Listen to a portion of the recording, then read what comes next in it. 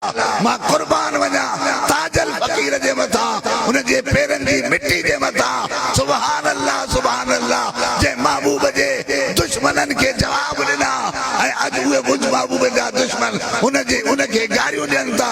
मूंखे हदीस यादि अची वई, हिकिड़ी माई साहिबा 1 साल जो ॿार खणी साहबा जी ख़िदमत में आई, मुंहिंजे पुट खे बि जिहाद में खणी वञो। हुन चयो हे छा कंदो, असां हिनखे संभालींदासीं या असां जिहाद विढ़ंदासीं। मुझे मुस्तफा जी तरफ को तीर ईंदो हुजे त मुझे इन पुट खे अॻिते करे छॾिजो त मां सम्झा मुस्तफा ते कुर्बान।